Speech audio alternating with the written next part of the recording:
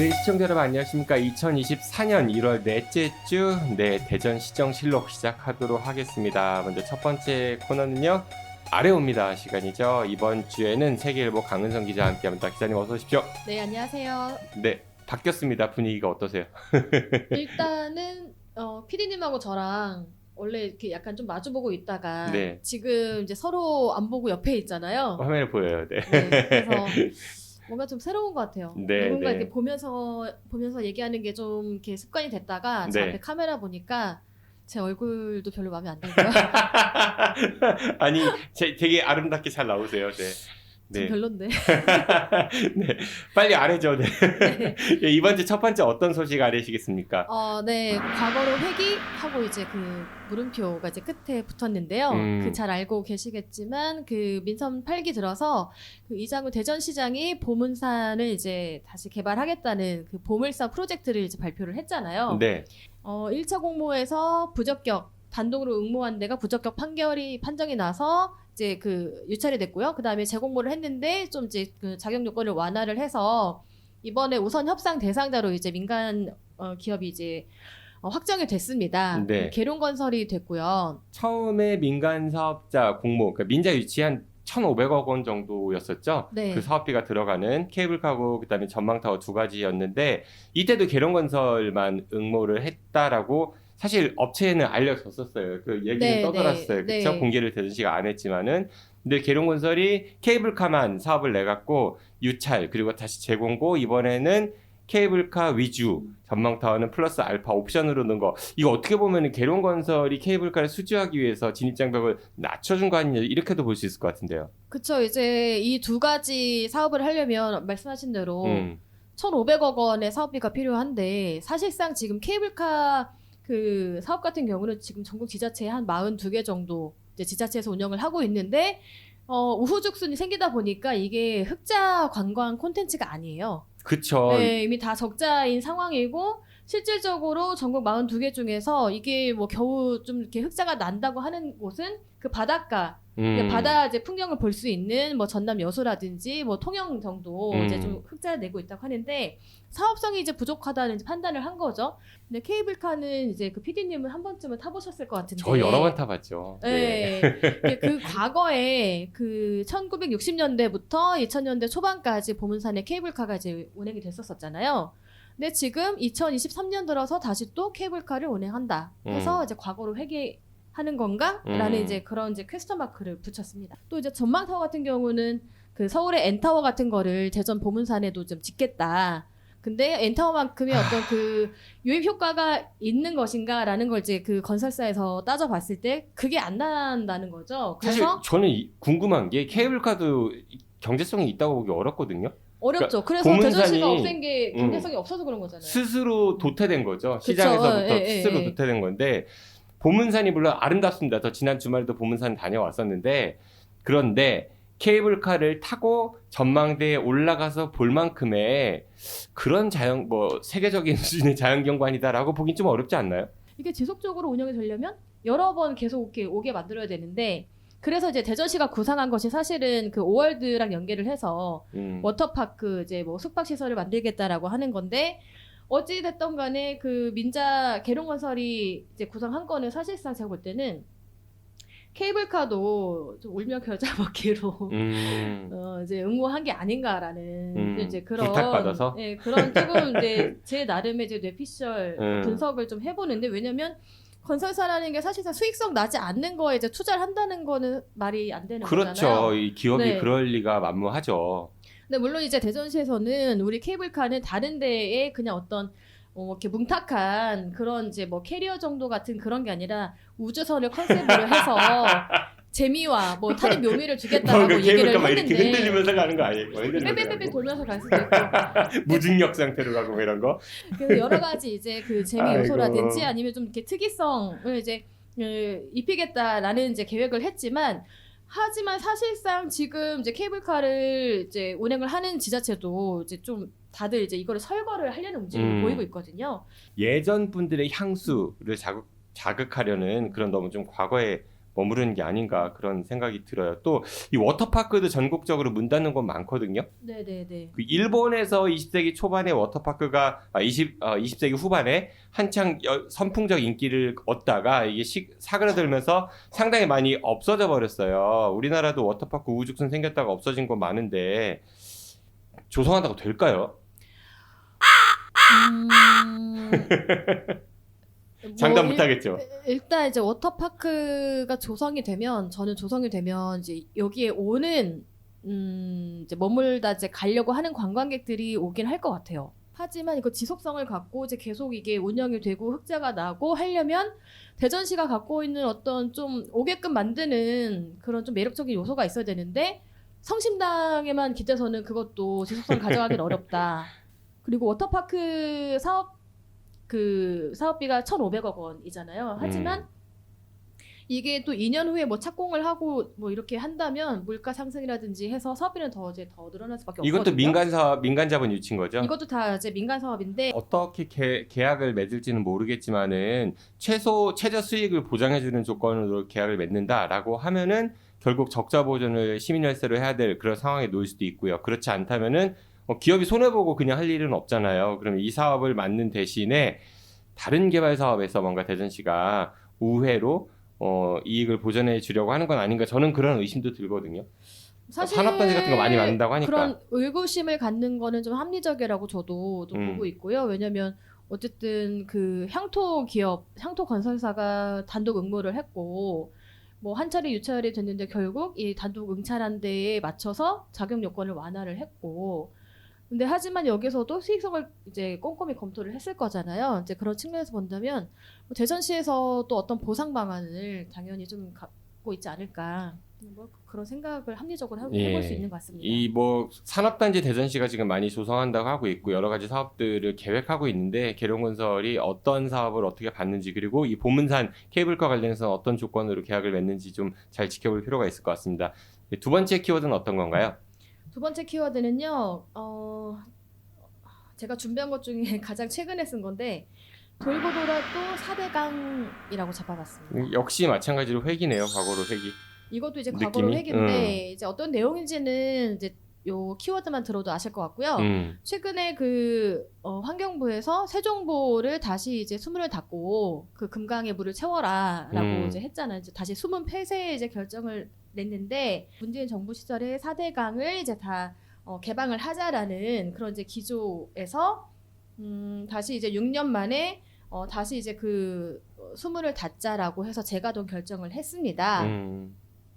근데 환경단체는 당연히 이제 수문을 닫아서 금강에 이제 담수를 하면 생태계 파괴는 불보듯 뻔하다. 이건 퇴행적인 결정이다라고 이제 강력 반발을 하고 있는 상황이고요. 이거 굉장히 그러니까 이명박 정부에서 만들었던 4대강은 뭐 물 부족을 해결하고 또 홍수 조절 기능 이런 얘기들을 했지만 사실 그 4대강 인근에 농업용수가 부족하지는 않습니다. 수많은 관정들이 있어가지고 물 부족이라는 거는 사실 좀 근거가 많이 취약하다라는 게 여러 조사 결과를 통해 나온 이야기고 그 강에 물이 잔뜩 있으면요 멀리서 보면 멋져 보이잖아요, 그렇죠?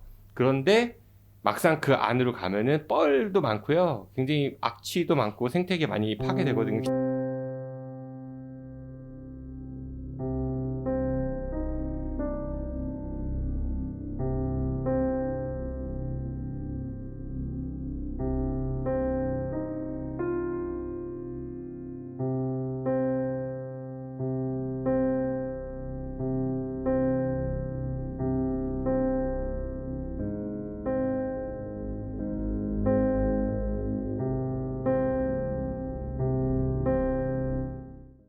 아예 애초부터 그 보가 없었으면 그냥 흘러가고 이제 알아서 이제 정화도 되고 하거든요. 근데 그런 걸 이제 인위적으로 이제 막다 보니까 좀 이런 뭐 전 정권에서는 다시 4대강 보를 다 해체를 해야 된다, 개방해야 된다라는 결정을 했고, 근데 다시 이 정권 와서는 다시 그 4대강을 원래대로 재가동을 4대강 그 보를 이제 해체한 거를 원래대로 다시 이제 재가동해야 된다라고 해서 결정을 했는데 이제 여기 이제 세종시가 그럼 이 담수된 금강에 이제 세종시는 여러 이제 수상 레저를 즐길 수 있는 그런 시설, 뭐 마리나 시설도 이제 조성을 지난해 했고 거기에 뭐 소형배도 띄워서 이 금강을 최대한 관광자원으로 활용하겠다라는 이제 프로젝트를 발표를 한 거죠. 근데 그런 뭐 저반 시설이라든지 아니면 여러 가지 체육 시설들 공주보 그 인근에도 많이 만들어 놨었거든요. 그런데 찾는 사람이 적어가지고 결국은 그거 관리도 못해서 폐쇄한 곳도 많고요. 또 유지 관리하는데 상당히 많은 비용이 들거든요. 근본적 원인을 해결하지 않아서 계속 이런 공방은 반복되는 것 같아요. 근데 그 전에 지난해 9월에 공주보를 다시 이제 문을 닫았잖아요. 수문을 닫았잖아요. 그쵸, 뭐 대백제전 이런 거 한다고 그랬었죠. 그래서 백제전에 이제 배를 띄워야 된다라고 해서 이제 수문을 닫았는데 그때 이미 학습이 사실 될 수 있을 것 같아요. 그때 수문을 닫고 나서 어떻게 이게 생태가 이제 파괴됐냐, 강가가 이제 펄밭으로 바뀌고 그리고 이게 정화가 안 되니까 악취가 진동하고 그리고 멸종위기 어류이죠. 뭐 흰수 마자가 이제 발견됐는데 그 수도 급감한 거로 이제 그 녹색연합이나 환경운동연합 조사 결과 그게 나왔거든요. 그런데도 불구하고 이제 그런 거는 부차적인 거고 일단 우리는 금강을 물을 채워서 이런 건강자원으로 이제 하겠다. 경제적인 그 관점에서만 접근하는 거에서 좀 앞으로도 좀 여러 갈등이나 문제적 요소가 있을 것 같습니다. 이거는 경제성도 저는 없다고 생각합니다. 왜냐하면 이미 이명박 정부 때 우리는 그런 걸 많이 봤기 때문에요. 그런 거 다 나중에 구상권 청구했으면 좋겠어요. 네, 세 번째 키워드 마지막 거 전해주십시오. 네, 제가 뽑아본 제목은 안 들킬 줄 알았지라고 이제 뽑아봤는데 네. 저는 사실 이거는 좀 내로남불이라는 좀 측면도 있는 것 같아요. 그 한국효문화진흥원 사무처장 그 채용 비리 의혹과 이제 관련한 내용인데 한국효문화진흥원이 대전시산하기관인 거죠. 대전시 출자 기관이고요. 근데 이제 그 명칭이 한국효문화진흥원이어서 좀 이게 뭐 국가기관처럼 들리지만, 네, 하지만 이제 대전시가 출자를 해서 이제 만든 산하기관이고 이 사무처장이 사실 이 자리가 항상 이제 그 보훈 인사 자리였어요. 그 전 민선 7기 때도 마찬가지였고, 근데 너무 이제 이 내정된 인사를 채용하기 위해서 너무 이제 그 채용 절차를 그 전에 비해 간소화를 하고 너무 대놓고 한 거 아니냐, 네, 소위 말해서. 너무 대놓고 이제 했다. 채용 절차가 그 전이랑 많이 달라졌어요. 많이 달라졌고 이제 그 전형이 줄은 거죠. 그 전에는 서류, 그다음에 뭐 필기. 근데 필기가 이게 뭐 이렇게 뭐 다지선다로 해서 뭐 전문성을 요구하는 게 아니라 인적성 검사고요. 인적성 검사를 했던 애가 있고 이거 인적성 검사가 아니라 논술을 본 적도 있었고 근데 그거는 이제 그때마다 이제 달라졌고 그리고 3차가 이제 면접인데 그 지난해 이제 민선 8기 그 출범 이후에 취임한 사무처장의 경우는 이제 서류랑 이제 면접 그 2단계 전형으로만 이제 진행. 필기가 없어져 버린 거네요. 네네네. 그래서 이 지금 문제는 뭐냐면 이렇게 채용 절차를 바꾸는 게 참여연대에서는 그 행안부의 그 지방 출자 출연기관 인사 조직 지침에 위반하는 내용이다. 개별 채용의 절차 방법을 이거 임의적으로 그 기관장이 바꿀 수 없다라는 이제 입장에서 이거는 충분히 그 채용 비리 의혹을 가질 수 있는 부분이다. 일단 효문화진흥원에서는 뭐라고 했냐면 행안부 지방 출자 출연기관 인사 조직 지침 15항에 보면은 이게 기관장이 임의로 이렇게 채용 절차를 수정하고 변경할 수 있다라고 이렇게 해명을 했거든요. 그 조항이 있다는 얘기인 거죠, 일단은. 네, 지금 입장차가 조금 갈리고 있습니다. 이제 그러면서 당초에 그 필기 시험 대체로 했던 인적성 검사는 사무처장이면 이제 조직의 관리를 하는 이제 그런 그 지위에 있는 건데 인적성 검사는 사실 그 신입 사원들을 대상으로 하는 이제 그런 채용 절차 과정이기 때문에 사무처장에는 굳이 이런 인적성 검사를 할 이유가 없다. 왜? 사무처장도 신입사원 아니에요? 그렇잖아. 그리고 사무처장도 인성이 좀 안 좋을 수도 있는 거잖아.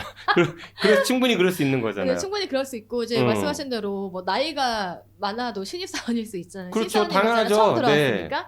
근데 어쨌든 그쪽에서 얘기하는 거는 어느 정도 경력 있는 인사들이 지원하는 자리이기 때문에 이거 인적성 검사와는 사실 그 조직의 리더 역량과는 관련이 없기 때문에 이거를 본인들이 채용 절차에서 뺐다라고 이제 해명을 했습니다. 해명이 조금 부실한 것 같고 저는 이 상황 보면서 두 가지가 좀 의심스러웠어요. 의심스럽거나 좀스럽거나 하나는 이분이 이장우 시장 선거 캠프 출신 인사라고 하더라고요. 근데 이제 이 사무처장 말로는 나는 그냥 전직 대전시 의회 의원이었고 그리고 지난 지방선거 때는 보훈군수였던가요? 거기 출마했기 네, 때문에 맞습니다. 네네. 이름만 올려준 거다 이런 취지로 얘기를 한 거거든요. 네네네네. 에이, 그 해명은 너무 좀스러운 것 같아요. 자기 이름을 그렇게 함부로 빌려줘요 그러면은 제가 그 분하고 통화를 해서 응. 이렇게 문제 제기가 됐고 의혹이 있는데 이거 뭐 캠프 출신 맞으시잖아요. 이렇게 했더니 막 자기 속이 터진다면서 그럼 캠프 출신은 아니란 얘기예요? 기사를 찾아봐라. 이제 그 얘기 똑같이 이제 저한테 한 거지. 기사 네. 찾아봐라. 나는 당시에 보훈군수에 출마를 했었고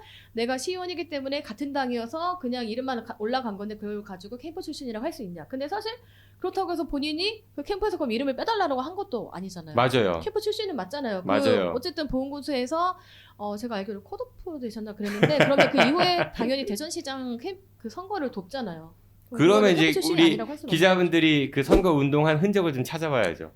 분명히 이제, 있을 건데. 이제 좀 찾아가는 거죠. 내가 함께. 네. 네. 그거 있고 또 하나는 이게 인사위원회가 임기가 남았는데 이분 채용 직전에 다들 줄줄이 그만뒀잖아요. 네. 그래서 새로운 인사위원회가 구성이 됐는데 누구누구로 구성됐냐라고 정보공개 청구하니까 개인정보다 그리고 인사위원회 명단을 알면은 무슨 청탁 같은 게 들어갔기 때문에 공개할 수 없다 이렇게 지금 대전시가 이야기하고 있지만은 사실 이런 인사위원회 명단 많이 공개되지 않나요? 공개 안 할 이유가 없다고 생각을 하고요. 그리고 이게 인사청탁이 좀 이제 우려가 되면은 그때그때마다 다시 인사위원회를 꾸리면 되거든요. 그리고 이건 이미 지났잖아. 이미 지났고. 네, 지금 채용 지난 직전에 사안이고. 알려달라는 게 네, 아니잖아. 네. 근데 뭐 이거 관련해서는 제가 이제 뭐 그 대전시 관계자한테 물어봤는데 일단 민선 7기 때 임용된 그 인사위원들은 2022년 8월이죠. 그때 민선 8기 출범 전후로 이제 본인들이 그냥 스스로 이제 그 직을 내려놨다. 인사위원 그 사퇴를 했다라는 거고 왜인지는 모른다. 해서 그분들이 이제 사퇴를 하고 자리가 비었기 때문에 새로운 그 인사위원을 꾸렸다라고 이제 왜 몰라? 다 알지 않아요? 왜 그만뒀는지? 다 정무적인 이유인 거죠. 그렇지. 아니 뭐 정치적인 새로 이유로. 시장 바뀌고 이제 저쪽 사람들이 오겠구나 그렇게 판단해서 그만뒀든지 네네. 아니면은 이제 가주셔야 되지 않겠습니까라는 분위기가 조성됐든지 뭐 유추할 수 있는데 뭘 몰라. 여당도 그렇고 그러니까 국민의힘도 그렇고 민주당도 그렇고 이런 뭐 낙하산 측근 챙기기 이런 거 보온성 안 된다라고 늘 얘기하잖아요. 네. 근데 본인들이 하면은 정당한 절차인 거고 상대방이 하면은 뭐 낙하산인 거고 이렇게 이야기를 자꾸 하다 보니까 시민들이 그분들에 대한 양쪽에 대한 그 신뢰도가 떨어지지 않는가 싶어요. 네.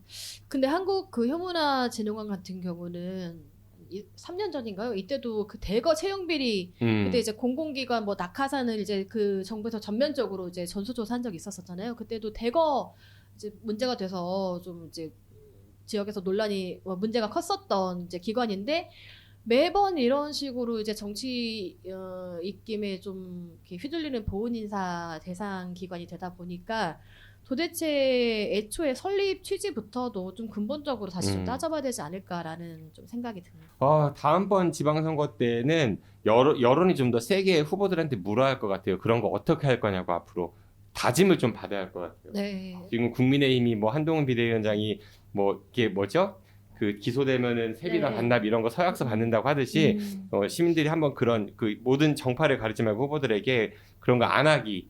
만약에 받으면 뭐 그런 거 지적이 되면은 그리고 걸리면 시장지 내려놓기, 구청장지 내려놓기 이런 거 받아야 되지 않을까 싶습니다. 네. 네.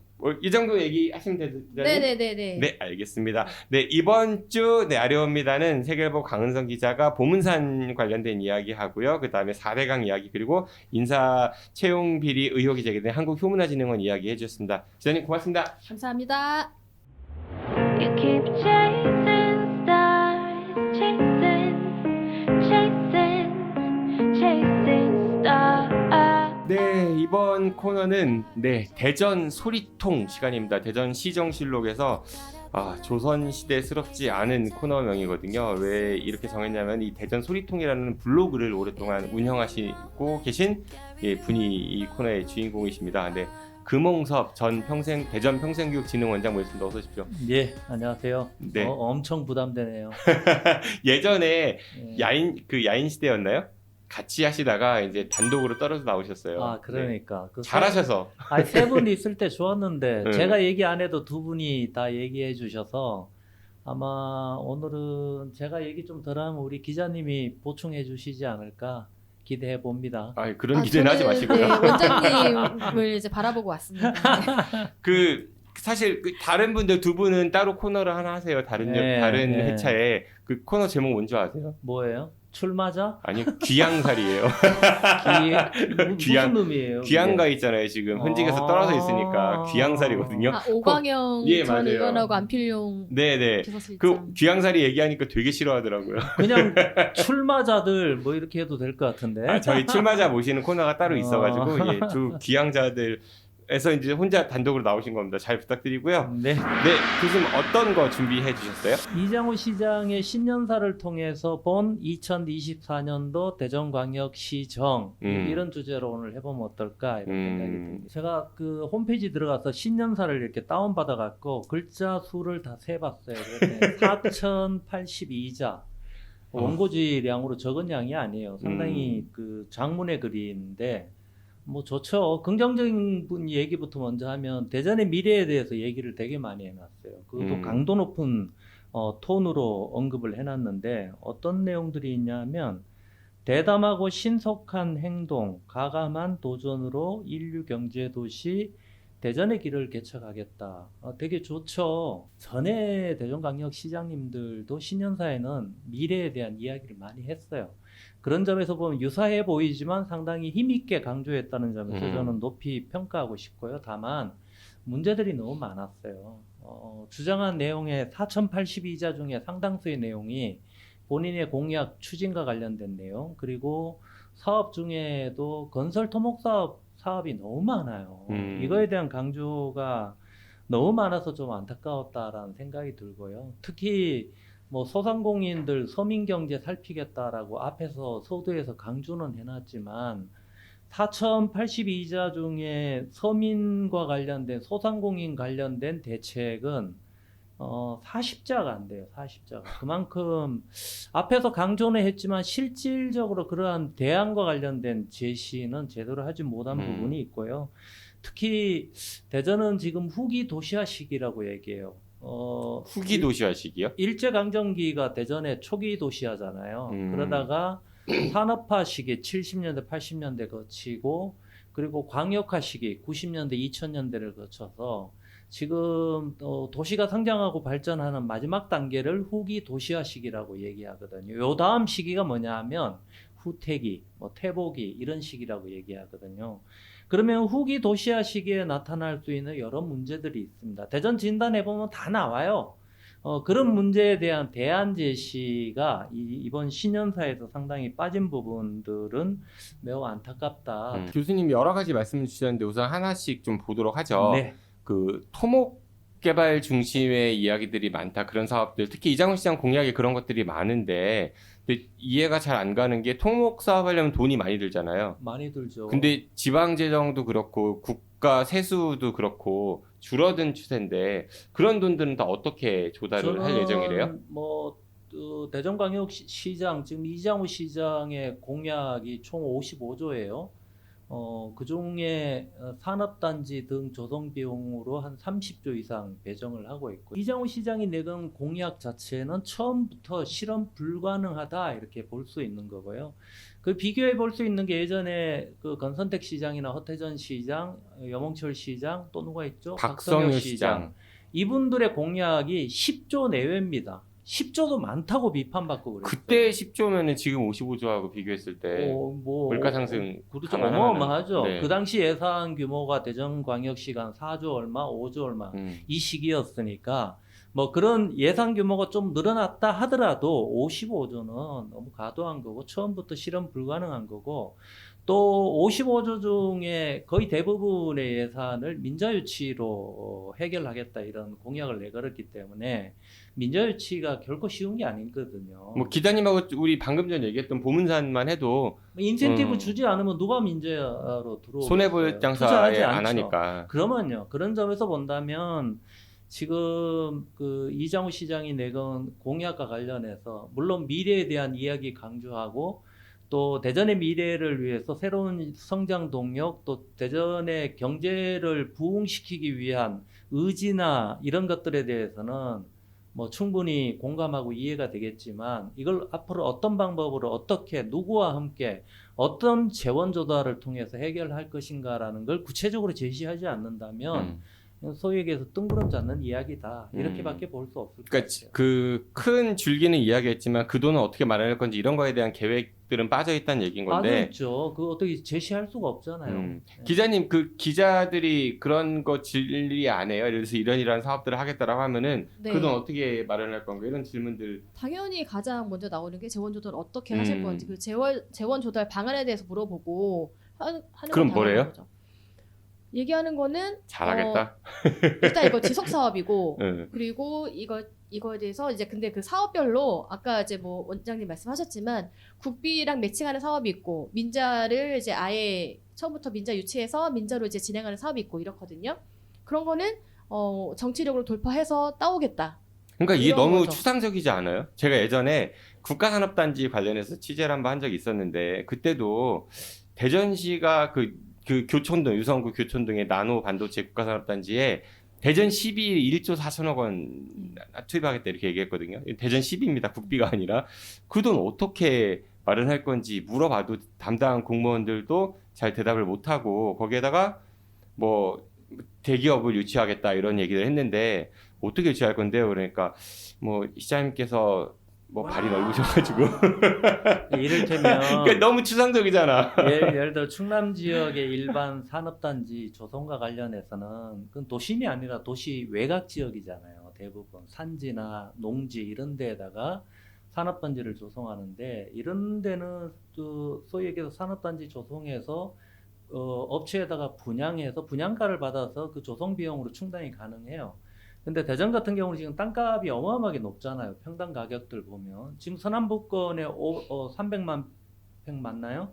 그 국가산업단지 조성과 관련해서 국가산업단지 지정과 관련해서 정부에 허가해 준 거지 비용은 대전시가 알아서 해야 되는 거거든요. 그러면 그 300만 평 중에 상당 부분은 택지 개발을 통해서 그 산업단지 조성 비용을 충당할 수밖에 없어요. 그걸 예를 들어서 300만 평 전체를 조성해서 업체에다가 분양해서 그 돈으로 이 조성 비용을 충당하겠다? 불가능하죠. 과연 이렇게 해서 대전광역시정이 올바르게 갈 수 있을지라는 부분에 대한 아주 의문이 들고요. 문제 제기를 심각하게 하고 싶어요, 솔직히. 예, 그리고 아까 이제 교수님 말씀하셨던 것 중에서 그 소상공인 자영업자들 그 서민 경제에 대한 그런 대안 뭐 제시 이런 것들이 좀 부족했다 이런 말씀 좀 주셨거든요. 대전광역시를 진단해 보면 알아요. 대전광역시는 누가 뭐래도 과학도시죠, 그죠? 근데 또 한편으로 보면 GRDP로 따지면 전국에서 밑에서 세 번째, 네 번째 들어가요. 근데 1인당 주민들 소득 수준을 놓고 보면 서울, 부산 또는 울산 다음 네 번째 또는 세 번째예요. 2021년도 기준으로는 서울, 부산 다음 대전이에요. 근데 GRDP 전체적으로는 밑에서 꼴찌인데 왜 1인당 소득 수준은 왜 높을까? 그거는 대전 지역사회의 특징을 보면 알 수 있는 거죠. 고부가가치 산업 분야의 종사자 비율이 되게 높아요. 이를테면 대덕특구에 8만 6천 명의 종사자가 있고요. 그리고 대전에 그 정부 3청사에 6천 명이 넘는 공무원들이 있고 대전에 5개 국가 공기업이 있어요. 코레일 시설관리공단, 수자원공사, KTNG 조폐공사 여기 2만 명이 넘는 종사자가 있고요. 그러니까 월급 많이 받는 사람들이 많다 이거죠. 그렇죠. 대학만 해도 대전이 20여 개 가까이 돼요.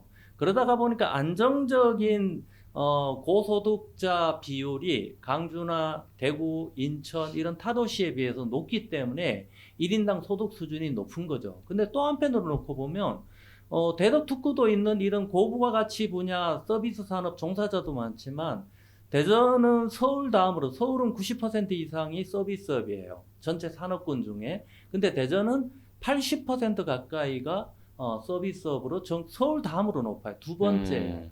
그 대전의 서비스 산업의 특징을 한국은행 보고서에서는 어떻게 나와 있냐면 자본 규모가 작고 영세하다 이렇게 지적을 하고 있어요.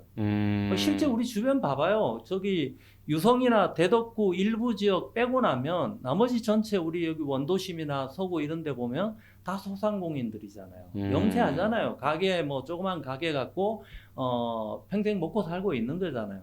이런 서비스업 소상공인들을 그러면 대전 누가 챙겨줘요? 정부가 챙겨줘요?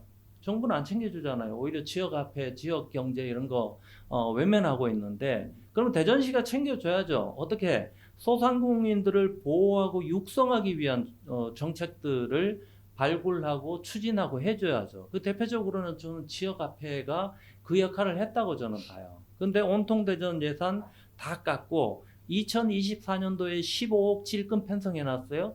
작년도 2023년도에는 정부가 준 예산 50억조차도 쓰지 않고 반납했어요. 말이 됩니까 이게?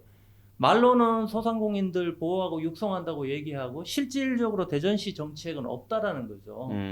그런 점에서 이 소상공인 정책과 관련해서도 제대로 진단해 보면 대전시가 뭘 해야 되고 어떻게 해야 될지 분명한 길과 방향, 방법은 저는 있다고 봐요. 방법을 몰라서 안 하는 게 아니라 애써 외면하고 있는 것 아니냐 이렇게밖에 볼 수 없다는 설마요. 애써 외면하고 있는 것 같아요. 제가 봤을 때. 기자님 보시기엔 어때요? 구구절절 다 맞는 말씀이시고 저도 속이 좀 시원할 정도로 네. 이제 말씀하셨고 온통 대전을 그러니까 좀 뭐랄까 그 전 정권 지우기로 해서 일단 대표적으로 온통 대전에 대한 그 뭐랄까 그 정책 취지를 좀 일부 좀 깎아내렸고 이제 보편적 복지가 아니라 선택적 복지라고 했지만 사실상 선택적 복지 그 대상자들도 그 이름 바뀌었잖아요. 대전 사랑카드 안 쓰잖아요, 잘. 안 썼고 그리고 말씀하셨지만 국비 그 60억 가까이 되는 거를 이제 반납을 했고 그러니까 이게 그 지역 화폐가 어떻게 돌아가는지 그 메커니즘에 대한 사실 이해도가 오히려 좀 많이 떨어진 게 아닌가 네, 그런 생각이 듭니다. 그런 거 많이 합니다. 인류 경제도시, 인류 과학 하면서 연구개발특구 잘 활용하겠다. 또 원전 생태계, 나노 반도체. 사실 나노하고 반도체하고 연결하는 것도 사실 저는 이해는 잘 안 가거든요. 어쨌든 좋은 건 다 갖다 붙입니다. 근데 그건 어떻게 보세요? 대덕특구가 2021년도 기준으로 대덕특구 내에서 매출이 얼마냐 하면 21조 4천억이에요. 2021년도 대전시 전체 GRDP가 46조였거든요. 절반 가까이가 대덕특구에서 나오는 거예요. 실제로. 어마어마한 거죠. 이거는 대전의 미래라고 저는 봐요. 대덕연구단지 특히 대덕특구를 재창조하는 거는 몇 년 전부터 지금 대전시가 꾸준히 준비해 왔던 거고 반드시 해야 돼요. 그래야 대전의 새로운 신성장 동력 산업을 마련해서 대전의 백년지대에 대전 우리 후세들이 먹고 살 수 있는 먹거리를 만들어내는 거기 때문에 반드시 해야죠.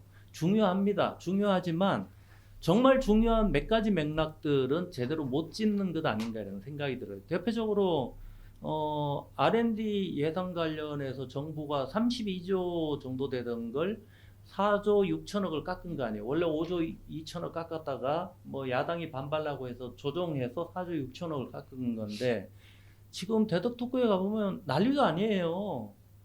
각종 프로젝트 하던 거 또 인턴들 채용해서 이렇게 석박사들 데려다가 이렇게 하던 연구 사업들 다 중단되고 있다는 거예요. 심각한 문제인 거죠. 경상경비는 못 깎으니까 그런 부분들이 깎이는 거예요. 그런 점에서 놓고 본다면 이거는 대전광역시가 어떤 형태든 민관학 네트워크를 구축하든 해서라도 이 R&D 예산 확보 또는 대전에 제대로 쓰일 수 있도록 하는 이런 방안들 좀 적극적으로 모색할 필요가 있지 않나 이런 생각이 들고요. 그리고 K 캔달 스퀘어라고 지난해 6월 달인가 윤석열 대통령 대전에 직접 오셔갖고 밝혔잖아요. 본인이 밝혀놓고 왜 정부 예산은 한 푼도 반영 안 하고 대전시보 알아서 하라고 얘기하냐 이거죠. 그런 거 되게 많잖아요. 그건 너무 답답한 거예요. 본인이 얘기한 건 오히려 예산들 다 줄이고 있는 이 상황들이 너무 답답한데 어쨌든 간에 그것도 저는 대덕특구 재창조 사업에 상당한 걸림돌이 되지 않을까 우려가 된다는 거죠. 경제과학부 시장 이런 네. 명칭을 바꾸면서 과학의 중요성을 강조했잖아요. 그런데 그 경제과학부 시장으로 오신 분은 과학자도 아니고 경제인도 아니고 과학 전문 그 지역에서 언론 매체 언론 대표이사였죠. 하셨던 분이 와서 어떤 일을 하셨는지는 잘 눈에는 안 띄었는데 결국은 총선 출마를 하시고 그분 후임으로는 또 경제과학부 시장이 아니라 정무 기능을 또 강조하면서 새로운 사람 뽑는다 이러잖아요. 명칭은 똑같이 경제과학부시장이고요. 이제 그 전보다는 전에는 좀 정무 기능이 약했다라고 또 내부적인 그 평이 있어서 정무 기능을 이제 강화하겠다. 그럼 정무부시장 하면 되지. 경제과학부시장 신임 오신 그 부시장이 어쨌든 좀 앞으로 좀 정무 기능도 좀 이제 확대를 할 것 같고, 그리고 그 아까 나노 반도체 그 산업단지 나왔었잖아요. 이제 네. PD님은 나노와 반도체가 왜 같이 엮이는지 모르겠다 이제 말씀하셨는데, 이제 그 구상을 그 이장우 대전시장한테 제안한 게 이번에 그 신임 네네. 경제과학부시장이거든요. 그래서 일단 본인이 구상하는 게 이제 어떻게 갈지에 대해서는 사실 저는 일단 그분의 경우 전문가니까 좀 어떻게 그려가는지 좀 궁금하기도 하고, 네. 네, 한번 지켜보도록 하겠습니다. 제가 좀 네. 하나 강조 좀 드리고 싶은 거는 정말 이장우 시장님께 부탁드리고 싶어요. 예전에 하세요. 어차피 안 들어줄 거예요. 홍성기 시장님 자민련이었죠. 지금 국민의힘 전신이었던 한나라당이었나 박성효 시장님, 그리고 염홍철 시장님, 그리고 건선택, 허태정 시장 이렇게 거쳐오고 있는데 호태정은 님자 안 붙여요? 다 민자, 뭐 나이대가 비슷하니까 안 붙여가지고 네. 이를테면 박성효 시장님 때도 가장 강조했던 게 뭐냐면 당시에 보면 무지개 프로젝트, 나무 심기, 자전거 타기, 가치 중심의 이런 것들 강조하면서 시민사회와 협력을 위한 노력들 되게 많이 했어요. 예전에 시장님들 최소한 당 소속이 민주당이든 보수당이든 어느 소속이라 하더라도 최소한의 예의는 지켰다고 저는 보거든요. 뭔가 지역사회를 통합하기 위한 노력들을 나름의 가치 정책을 갖고 했다라고 저는 봐요. 그래서 저는 이장호 시장님 보면 오시자마자 니 편 내 편 가르고 정말 시민들이 걱정하고 우려하게끔 지금 만들고 있는 게 이장호 시장 표 대전시정 아닌가 이런 생각이 듭니다. 네, 오늘 대전 소리통에서는 이장우 시장의 2024년 신년사를 놓고 좀 이야기를 해봤는데 처음에 칭찬을 아주 살짝 평가는 그러네요. 네, 그래 지르는 건 좋았어. 하지만 현실은 너무나 암울하고 또 이렇게 편가르게 하고 있고 참 깝깝하다. 뭐 이렇게 정리할 수 있는 거죠. 그럼에도 칭찬 안 하신 것 같은데. 그럼에도 불구하고 시간은 가요. 대전시도 대전 시민들이 지켜보는 눈들이 있기 때문에 저는 뭐 어쩌든 간에 대전시는 앞으로는 갈 거다라고 보지만 빨리 갈 거냐 느리게 갈 거냐 함께 갈 거냐 아니면 따라갈 거냐의 차이가 있지 않나 이런 생각이 들어요. 저는 지방자치가 권한과 책임의 관점에서 우리 시민들도 책임이 있다라고 저는 보거든요.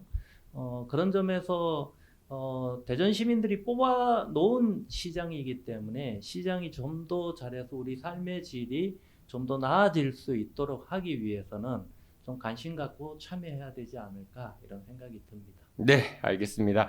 네, 오늘 대전 소리통의 첫 번째 개편 이후의 시간은요. 네, 이장우 대전광역시장의 신년사를 놓고 네, 여러 가지 좀 이야기 나눠봤습니다. 네, 말씀 주신 분은요. 금홍섭 전 대전 평생교육진흥원장이셨고요. 그리고 강은선 기자 함께했습니다. 교수님 오늘 고맙습니다. 네, 감사합니다.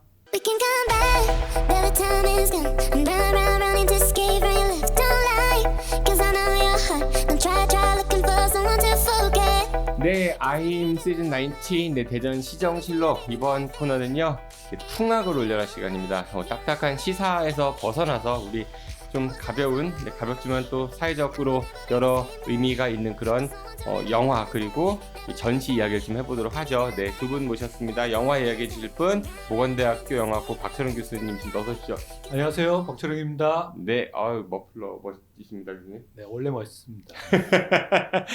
네, 그리고요.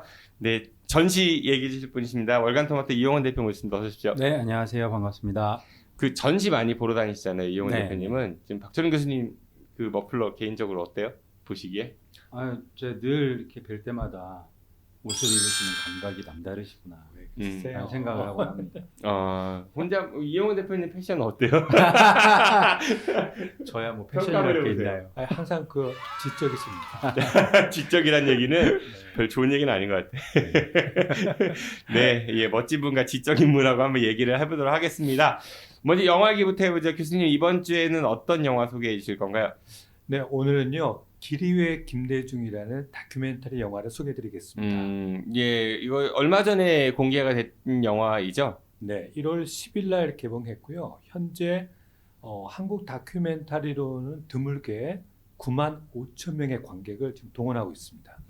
많은 분들이 좀 이렇게 관람을 하셨는데 김대중 대통령이 이제 태어나신 지 올해가 100주년을 맞이하는 해죠. 김대중 대통령의 생애를 주로 청년 사업가 시절 때부터 시작을 해서 다시 이제 청년 정치가, 그 다음에 재야 인사, 그러다가 이제 여러 우여곡절 끝에 이제 미국 망명하셨다가 한국에 귀국하는 그 과정까지를 그리고 있습니다. 그러니까 대통령이 된 이후는 안 나오는 거예요? 그거는 제 생각에는 아마 그 2부로 예정하고 있는 것 같습니다. 그러니까 현재까지 공개된 부분은 미국 갔다가 다시 되돌아오는 거. 네, 다시 정치인으로 이제 복귀하는 거죠. 그게 그러면 어떤 정권 시대열이죠? 전두환 정권. 전두환 정권이죠. 때였죠? 예, 당연히. 그때. 네네. 이 영화가 일부러 개봉 시기를 이렇게 맞춘 것 같지는 않지만 이 영화를 보면은 과연 그 지도자는 또는 이제 정치인은 어때야 되는가를 김대중 대통령의 삶을 통해서 잘 보여주고 있는 것 같습니다. 그러니까 청년 김대중이 이제 평범한 사업가로 시작을 해서 6.25 전쟁을 거치면서 인민군한테 이제 총살당한 위기를 이제 넘기면서 결심한 게 내 이후의 삶은 나라와 민족을 위해서 살겠다라고 결심한 이후에 그가 그런 민족의 나라의 그 헌신해가는 과정, 그렇게 변모해가는 과정이 굉장히 존경스럽고 한 인물이 만들어진 과정이 굉장히 감동적입니다. 김대중 대통령 사실 좀 우여곡절이 많았었죠. 이분이 원래는 상고 출신, 그쵸? 그렇죠. 네, 노무현 전 대통령하고 그래서 예전에 그런 얘기 있었었는데 둘이 똑같이 상고 출신이라는 공통점이 있다. 하지만 본인은 사업을 잘해서 네네. 성공한 사업가였고 그러다가 언론사 또 대표도 맡게 됐고 반면에 노무현 대통령은 공부 잘해서 또 판사가 됐었고 변호사가 그렇죠. 됐고 그러니까 둘 다 공부를 잘해서 상고로 간 거지 이런 얘기했던 거 제가 기억나는데 얼핏. 맞습니다. 조금 그 당시에 상고는 원래 형편이 어렵고 이제 수재들이 가는 곳이 상고였고 목포 상고가 이제 특별히 그런 곳이었고 이제 김대중 대통령은 목포 상고 나와가지고 당시 민간이 하는 신문사로서는 가장 컸다 그래요. 목포 일보의 아주 젊은 나이에 사장이 됩니다. 그럴 정도로 굉장한 실력과 여러 가지를 이제 겸비한 그런 청년 사업가였습니다. 교수님이 굿모닝 충청인가요? 교수돈단에 관련해서 좀 글을 좀 쓰셨죠? 맞습니다. 저 그거 봤는데 거기에서 기억에 남았던 대목이 저는 개인적으로 이제 사업가, 그러니까 소위 말해 이제 우파 성향의 그런 청년이 이제 좌파 성향의 정치로 갔다라는 거와 대비해서 박정희 전 대통령은 이제 원래는 남노당 출신이었죠. 좌파 성향에서 출발을 했다가 그 소위 말하는 빨갱이 딱지를 떼기 위해서 저 우경화가 됐다 뭐 이런 이야기 하신 것 같은데. 네. 그 영화에서 이제 그 어쩔 수 없이 이제 김대중 대통령의 여정 그리다 보니까 그 대척점에 있는 이제 박정희 대통령이 가장 많이 나오고 그 이후에 전두환도 나옵니다만 하는데 두 분의 삶이 참 방향으로 보면 참 반대적인 삶을 살았다. 금방 말씀하신 것처럼 김대중 대통령은 이제 사업가에서 시작해서 나중에는 어떤 민중의 지도자, 굉장히 어떤 제야 지도자가 됐는데 반면에 이제 박정희 대통령은 이제 출발부터 그 남노당에 대한 연루에 대한 의혹이 있었고 이제 그걸 지우기 위해서 본인이 이제 군사 쿠데타 성공한 이후에 계속적으로 이제 반공에 대한 정체성을 이제 강조하죠. 그리고 이제 그 이후에 계속 이제 본인이 민간의 정권을 이양하겠다라는 약속을 해놓고 그 말을 계속 어기면서 바꿔 얘기하면 이제 권력에 대해서 계속 탐하면서 마지막에는 이제 부하의 총에 맞아서 비명 행사하게 되는 그런 어떤 반대적인 삶을 사는 부분이 굉장히 좀 아이러니하고 흥미로웠습니다. 대표님 혹시 이 영화 보셨어요? 아니요, 아직 보지 못했습니다. 볼 계획은? 계획은 있습니다. 네. 그래서 저는 그 김대중 대통령 이제 탄생 100주년이라 가지고 여러 자료들이 좀 올라와서 몇 가지들을 보긴 했는데 영화는 아직 못 봤습니다. 이거는. 근데 그런 생각이 들더라고요. 연설 굉장히 잘 하셨잖아요. 노무현 전 대통령도 그렇고 김대중 노무현 이 두 분은 정치인으로서 연설을 정말 잘했던 것 같아요. 요즘 정치인들 보면은 연설을 참 못하는 것 같아요. 말이 너무 길고 내용도 너무 복잡하고 이분들 간단하게 명료하게 딱 알아듣게끔 하잖아요. 45년 전 박정희 유신 정권 시절 대중을 향해 행동하지 않는 양심은 악의 편이라고 외치는 고인의 육성이 처음으로 공개됐습니다. 행동하지 않는 양심은 결국 악의 편이라고 방관은 최대의 수치입니다. 비겁은 최대의 지향입니다. 생각하는 국민, 행동하는 국민, 많이 찾으십니다. 그리고 우리 교수님처럼 얼마나 간단하게. 맞습니다. 김대중 대통령 그 다큐멘터리 보면은 또 그랬던 이유가 설명이 나는데 이제 당시에는 텔레비전이 동네 하나, 뭐 신문 문맹률도 꽤 높았었고 그러니까 정치인들이 그 시국에 대해서 설명하는 것이 굉장히 일반화된 마치 그 매스컴 같은 기능을 하는 거였다. 근데 거기서 이제 유달리 논리적으로 잘했던 거죠. 그만큼 독서량도 굉장히 많으셨고. 그러니까 상당히 이 두 분의 연설을 보면은 사람들의 마음도 울리고 그리고 또 메시지 전달도 뛰어나다 이런 걸 좀 알 수 있었던 것 같습니다. 저는요. 이 영화는 보려면 어떻게 해야 돼요, 교수님? 지금 이제 개봉관에서 하고 있습니다. 대전에서도 하고 있는데 이제 안타깝게 다른 지역에 비해서 대전이 열기가 제일 약해요. 그래서 하루에 1회 정도 상영을 해요. 근데 아직까지는 걸려 있으니까 여러분들. 뭐 조만간 OTT에서 만날 수도 있겠네요. 네. 그러면은. 근데 그 OTT에서 보는 감동이랑은 많이 다르고 저도 다큐멘터리를 보면서 이렇게 감동을 받은 게 얼마만인가 싶을 정도로 굉장히 감동적인 서사를 갖고 있는 작품입니다. 꼭 극장에서 보시는 거를 권유해드립니다. 네, 극장 가실 수 있는 분들은 꼭 검색하셔가지고 극장 관람하시고요. 혹시 못 보시면은 OTT 꼭 챙겨 보시면은 좋을 것 같습니다. 이거 뭐 정파적인 이야기는 아니고요. 네. 그렇군요. 예, 뭐 아마 드는 생각이 좀 있으실 거예요. 네. 네. 전시는 어떤 거 준비해 주셨나요? 네, 지금 대전 시립미술관에서 진행 중인 시립미술관이죠. 예. 무술관 드렸어요. 대전 시립미술관의 열린수장고에서 진행하고 있는 전시 소개해드리려고 합니다. 일단 열린수장고는 2022년 10월에 문을 열었고요. 그 대전 시립미술관에 가셔서 정면으로 보시면 진입로 올라가는 경사로 옆에 삐죽하게 올라온 조그만 건물이 하나 있는데 거기가 열린수장고거든요. 거기서 엘리베이터를 타고 혹은 계단으로 지하로 내려가시면 열린수장고를 만나보실 수 있습니다. 네, 어떤 전시가 지금 열리고 있어요? 열린수장고는 기본적으로 대전 시립미술관이 수집한 작품, 우리 세금으로 수집한 작품이거든요. 그렇겠죠. 네, 그 작품들을 보관하다가 일부 작품들을 이 열린수장고에서 보관을 하면서 동시에 시민에게 개방해서 그 작품을 감상할 수 있도록 열어둔 공간이고요. 열린수장고는 모두 2개 공간으로 나뉘는데 열린수장고 1에서는 수장하고 있는 다양한 형태의 작품들을 시시때때로 이렇게 바꿔가면서 전시를 하고 있고요. 열린수장고 2에는 여러분들도 한 번쯤 보셨을 것 같은데 그 대전 시립미술관 로비에 전시했던 백남준 작가의 프랙탈 거북선이 있잖아요. 몰라요. 죄송합니다. 백남준 작가 비디오 아트 하시는 분. 맞아요. 네. 예. 엑스포를 기념해서 93년도에 제작했던 뭐 세계적으로 굉장히 유명한 작품이죠. 아주 좋은 작품입니다. 그 작품이 한동안 대전 저 시립미술관 테이트 보단에서 봤어요. 그러셨구나. 그 로비에 있었어요. 그래서 그 로비에 있다 보니까 관리도 제대로 좀 안 되고 또 다른 전시를 하는데 좀 불편함도 있고 해서 이걸 이전 설치해야 된다라는 논의가 오랫동안 있어 왔는데 마침 이 열린수장고를 만들면서 열린수장고 2번째 공간에 아예 프랙탈 그 거북선 전용 전시 공간을 만들어 두었습니다. 네. 그곳에서 좀 93년 모습과 거의 똑같은 완벽하게 복원한 새로운 작품으로의 프랙탈 거북선을 좀 제대로 만나보실 수 있고요. 전자제품과 다양한 기기들이 연결되어 있잖아요. 그래서 일상적으로 계속 그 프랙탈 거북선이 가동되도록 하지는 못하고 오후 2시부터 4시까지 2시간 동안만 전원을 연결해서 백남준 작가가 의도했던 2시간밖에 안 해요? 예. 왜요? 전자제품이 너무 오래된 제품들이라서 그 비디오나 전선이나 전기요금 없어서는 아니고 아닙니다. 그 고장 날까봐. 그렇죠. 너무 낡고 오래돼서 벌써 93년 30년이잖아요. 그러네요. 넣은 작품이기 때문에 그 2시간 정도만 가동을 하니까 그 가동하는 모습을 꼭 보고 싶으시다. 아니, 저는 꼭 보기를 권하는데요. 보고 싶으시다면 시간 맞춰서 2시에서 현장에 가시면 4시. 좋을 것 같아요. 예, 맞습니다. 네. 관람료가 더군다나 없고요.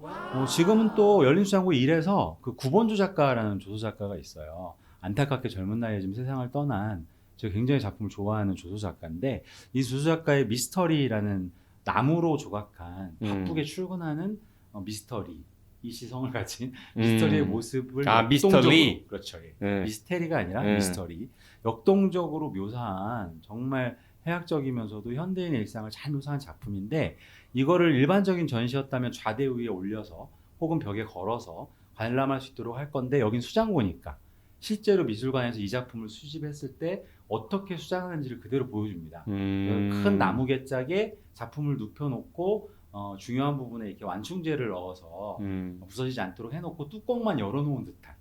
그래서 이제 관람객은 시립미술관이 수집한 작품을 이렇게 전시하는구나라는 것도 확인할 수 있고 또 작품도 직접 볼 수 있는 두 가지 재미를 한꺼번에 좀 느낄 수 있는 그런 전시라서 꼭 한번 보셨으면 좋겠고요. 무엇보다 관람료가 없습니다. 시립미술관이니까 받지 말아야지. 기획 전시 같은 경우에는 관람료를 받기도 하는데 이번 이 수장고 전시 같은 경우에는 무료입니다. 들어갈 때 안내데스크에서 잠깐만요 티켓 가져가세요 라고 말씀을 하시는데 그게 관람료를 내세요 라는 의미가 아니라 그냥 티켓을 끊어주십니다. 티켓을 받아서 수장고 1을 보시고 그 옆에 이제 앞쪽으로 6전시실이 있습니다. 시립미술관 본관에 5전시실까지 있거든요. 그 6전시실을 이 수장고 열린수장고 안에 이제 설치를 했고요. 지금 그곳에서 오늘 소개해드리려고 하는 핵심 전시인 지금 핵심 전시가 그렇죠. 아니었어요? 그건 수장고 전시였고요. 수장고 전시였고, 네. 딕테 러브 포엠 전이 열리고 있습니다. 딕테 러브 포엠? 딕테 러브 포엠인데요. 무슨 뜻이에요? 이게 좀 힘들죠. 딕테는 본인도 모르죠. 아니. 제가 딕테는 작품 이름이에요. 1951년에 부산에서 태어나셔서 미국으로 이주하신 차학경 작가라는 우리 재미교포 작가가 있었는데요. 안타깝게도 1982년에 돌아가셨어요. 이른 나이에 돌아가신 거죠. 근데 이 딕테는 차학경 작가의 작가라고만 얘기하면 안 될 것 같고 굉장히 다양한 예술 장르를 섭렵한 그러니까 어떻게 보면 천재성이 있었던 작가였는데 그분의 첫 번째 작품집입니다. 이걸 소설로 분류하기도 하고 작품집으로 분류하기도 하는데 워낙 난해한 작품이라서 그래요. 그래서 이 딕테라는 작품 안에 모두 9개 장의 작품이 있는데 그 중에 한 장을 구성하고 있는 에라토 연애시라는 그 부분을 이 비디오 아트 작가인 안옥현 작가가 가지고 와서 작품으로 만든 13분 15초 분량의 영상 작품입니다. 딕테는 무슨 뜻이에요? 그러면 작품 이름이라고 했는데 뜻은 이걸 좀 찾고 싶어서 제가 이 원작을 좀 찾아보려고 우리나라에도 번역되었거든요. 그래서 찾아봤는데 2004년인가에 출간이 된 뒤로 절판이 됐더라고요. 어떻게 뭐 중고 책이라도 좀 구해볼까 하고 막 찾아봤는데 중고책 한 권이 지금 31만 원입니다. 돈이 없어서 그걸 차반할 수는 없고 네. 그래서 제가 인터넷 모 서점에 들어가서 좀 검색을 해보니까 재출간을 요구하는 댓글이 어마무시해요. 엄청나게 달려있고 그러니까 일단 딕테가 무슨 뜻인지 모른다는 거죠. 이렇게 어렵게 산 거예요. 모릅니다. 네. 난해한 작품이고 그리고 재출간 요구하는 원성도 높고 이 안옥현 작가의 비디오 아티스트이자 사진 작가인 안옥현 작가의 이번 전시 제목인 딕테 러브 포엠은 이 영상 작품을 대전 시립미술관이 2022년에 수집한 수장고에 있는 수집 작품이에요. 그걸 이번에 6전시실에서 오픈을 한 거고요. 작품이 13분 15초라 길지 않아서 앉아서 처음부터까지 좀 보셨으면 좋겠는데요. 사전에 공부를 안 하시면 현장에 가서 작품을 보시면서 너무 난해해가지고 마치 그 이상 시인의 그 오감도 있잖아요. 네. 제1의 아해가 무섭다고 그리워. 제2의 아해가 무섭다고 그리워. 같은 신앙송을 듣는 것처럼 계속해서 등장인물, 여성의 3명의 등장인물이 나오는데요. 등장인물이 무엇인가를 낭독을 해요. 특정한 대사를. 근데 그것이 서사적 구조를 갖고 연결이 꼭 되지는 않아요. 예를 들면 이런 거죠. 그녀를 보자 당신은 그녀의 삶이 어떤 것이었는지 알게 된다. 어떤 것이었을지 당신은 알게 된다.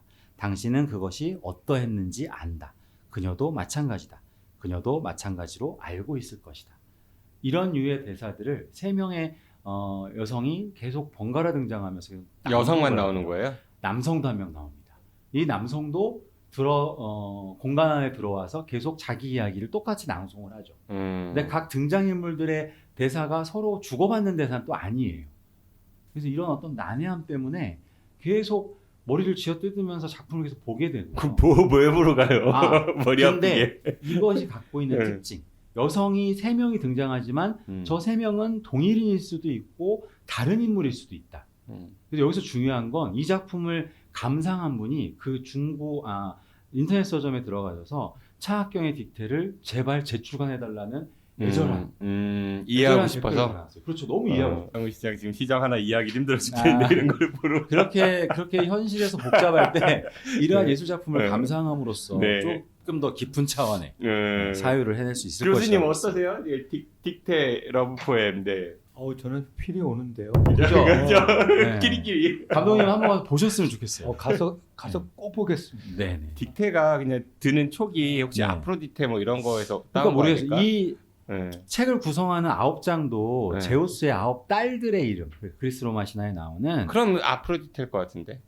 그걸 확인을 제가 못했어요. 예, 일단 제 촉은 예. 그래요. 네. 에라토도 그 9딸 중에 한 명의 이름이거든요. 그래서 이 여성성 그리고 더군다나 미국으로 이주한 아시안계 여성의 어떤 여성성에 대한 깊은 고민과 사유가 있었다고 해요. 차학경 작가가. 네. 이게 출간되자마자 뉴욕 그 서점에서 베스트셀러로 오르기도 하고 지금도 수많은 관련 학자들이 이 작품을 연구하고 있다고 해요. 그러니까 우리나라 출신의 어떻게 보면 천재적 예술가가 미국에 살다가 너무너무 젊은 나이에 안타까운 불의의 사고로 세상을 떴는데 한국 사회에서 너무너무 조명이 안 되고 있는 게 아닐까라는 생각이 좀 들어서요. 박철은 교수님 이거 갖고 영화 만드시려고 생각하시는 거 아니에요? 다양한 장르에서 관심을 가지시면 좋겠다는 생각이 좀 네. 들어요. 저도 이번에 차학경 작가를 알게 됐는데요. 좀 살아계시면 아마 70대이실 것 같아요. 근데 차학경 작가에 대한 연구를 좀 하고 이분의 이 딕테 작품의 재출간을 요구하는 서명동이라도 해야 되는 게 아닐까 생각을 혼자 했습니다. 네, 알겠습니다. 예, 뭐 언제까지 하는 거죠, 이거는? 2월까지 합니다. 2월까지. 올해 2월까지 네. 이것도 무료고요. 예, 이것도 무료입니다. 그럼 대전 시립미술관에 가시면 아까 말씀하셨던 백남준 작가 작품도 감상할 수 있고, 네. 그리고 또 구본주 작가. 네, 구본주 작가 미스터리. 예, 미스터리도 보실 수 있고 또 이 딕테 러브 포엠까지 시간대 잘 맞춰서 하루에 다 볼 수 있는 거죠? 하루에 충분하고요. 네. 보시고 난 다음에 옆에 있는 본관에서도 지금 재밌는 전시들 진행하고 있으니까요. 본관 전시와 또 이응노 미술관까지 이렇게 둘러보시면 즐거운 한때를 보내실 수 있을 것 같습니다. 네, 알겠습니다. 특히 뭐 데이트 하실 분들이나 아니면 잘 보고 싶으신 분들, 네. 가시면은 점수 좀 딸 수 있지 않을까 싶은 생각이 드네요.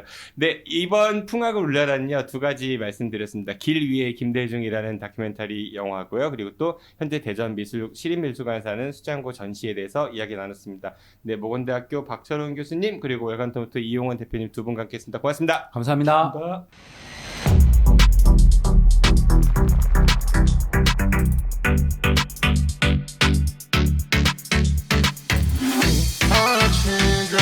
네, 타임 19, 네, 시즌 19 대전 시정실록. 네, 이번 코너는 한밭 밀란 시간입니다. 예, 밀란에 어울릴만한 대전의 두 정치인을 모셨습니다.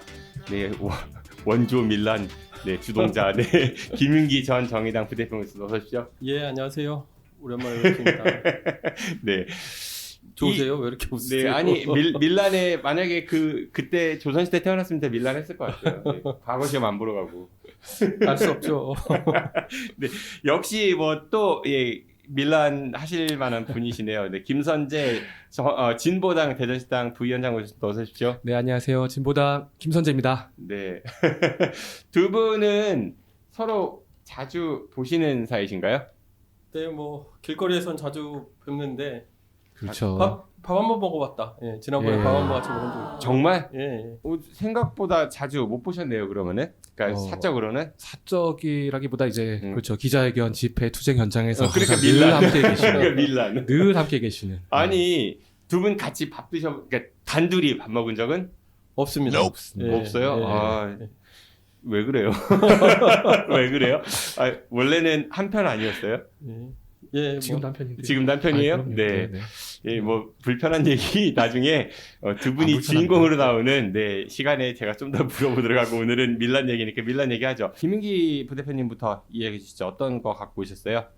예, 저는 이제 수도권에 이번에 반도체 뭐 이제 클러스터 만든다고 했잖아요. 그래서 이게 블랙홀이 되고 있고, 그래서 이게 무엇보다도 지방 소멸 그리고 균형 발전 이런 가치들은 뭐 가속화하고 다 죽이고 뭐 이렇게 되는 게 아닌가 싶어서 오늘은 그 얘기를 좀 해보려고 합니다. 네, 정말 그 수도권에 특히 이제 판교 그쪽 용인 이쪽에 이제 반도체가 그 산업이 집적돼 있는데 그 과연 다른 지역까지 올 건가 이런 의문도 많잖아요. 근데 윤석열 정부 들어왔고 전국 곳곳에 이 반도체 관련된 산업단지나 특화단지 이런 걸 지정을 해놓고 뭐 대전만 해도 유성구 교촌동에 나노 반도체 뭐 국가산업단지 후보지 지정을 해놓고 그러는데 저도 정말 걱정됩니다 이거. 그러니까 이게 이제 사실 올해 발표되면서 더 뭔가 이제 시끄러워지긴 했는데 작년에도 한번 지적된 적이 있었거든요. 작년에도 이름도 비슷해요.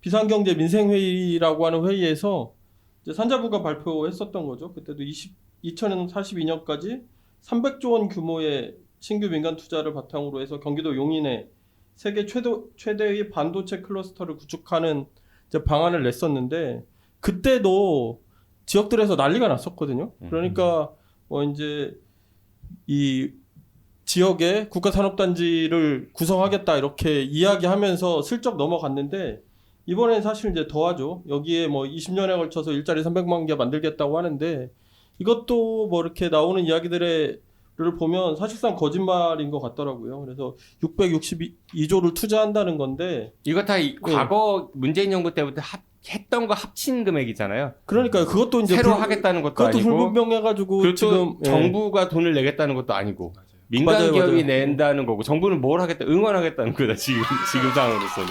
그래서 이 사업을 통해서 도대체 무엇을 이루려고 하는지 자체가 매우 불분명하고 너무 거짓말이 많은 거죠. 이 사업 표밭을 안에 이루려고 들어있는. 하는 거겠지. 표밭을 이루려고 하는 거겠지. 싶은데요, 이게. 뭐 그것도 반도체 얘기하니까 그거 생각나요. 윤석열 대통령이 최근에 본인 입으로 한 발언 중에 외국 정상들이 뭐 우리나라에도 반도체 팹 하나 지어주세요 하면은 원전 있습니까? 라고 해가지고 제가 이제 해외 순방을 나가서 외국 정상들을 만나보면은 반도체 이런 파운드리를 갖고 있지 않은 그런 국가의 정상들은 저보고 그래요. 한국의 반도체 이런 기업들한테 자기네 나라에 와서 이런 좀 파운드리를 좀 하나 만들어 달라고 얘기를 합니다. 그러면 제가 라인 하나 까는데 공호병수가 어느 정도, 전기 공급이 어느 정도인지 얘기를 하면서 이 나라에 원전이 몇 개나 있습니까? 라고 제가 물어보면 왜 그러냐고 그래요. 그래서 라인 하나에 원전 1기 정도는 있어야 되는데 라인 하나에 인구 140-50만이 쓰는 전기가 필요한데 공호병수와 전력이 그 정도 공급이 됩니까? 라고 물어보면 입을 닫습니다. 이 아리백을 제대로 이해 못하는 거 아니냐 뭐 이런 지적도 있었거든요. 아리백 원래 잘 모르시는 분이잖아요. 아 그때 배웠겠지.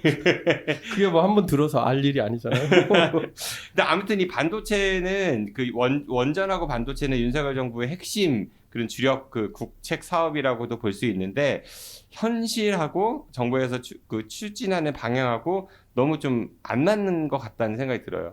이게 이제 부가가치는 높은 산업인데 취업 유발 개수는 낮은 산업이라고 하더라고요. 이게 이제 기계화 이렇게가 잘 되어 있는 산업이어서 그래서 1.6에서 2.1 그러니까 10억 원을 투자하면 일자리가 1.6개에서 2.1개 정도가 생기는데 2.1개로 계산해도 130만 개밖에 안 되거든요. 그러니까 2배 이상을 부풀려 놨고 이게 이제 아리백 말씀하셨잖아요. 그래서 반도체에 핵발전이 들어가면 수입 안 하는 나라들이 계속 늘어가고 있거든요. 그리고 이제 뭐 대만 같은 경우에는 이게 뭐 그 원전 비율이 20%가 넘던 걸 8%로 줄여가면서 이 사업들을 무난하게 잘 진행하고 있습니다. 그래서 그런 것들을 보면 사실 지금 하는 이야기들이 내용 자체도 문제고 이것이 이제 대한민국에 파생하게 될 효과도 대단히 문제가 많다 이렇게 볼 수 있죠. 교촌동 나노 반도체 국가 산단 얘기를 했는데 대전에 정말 반도체 산업단지가 들어설 것 같아 보이세요? 아 그러니까요. 올해도 또 우리 시장님께서 이분은 참 너무 낙관적이라고 해야 되나 어쩌나 잘 모르겠는데 일단 기업이 오겠냐고 그러니까요. 대전으로. 제 말이 그 얘기인데 그러니까 용인에 그렇게 큰 반도체 단지가 들어서고 이미 기존의 산업단지가 있는 상황에서 누가 미쳤다고 대전으로 다시 오겠냐는 거예요. 물론 뭐 이제 부지를 뭐 이렇게 파는 것까지는 할 수도 있다고 생각하거든요. 근데 부지를 팔면 실제로 그 단지가 들어올 건지는 부동산 투기죠. 그렇죠. 예.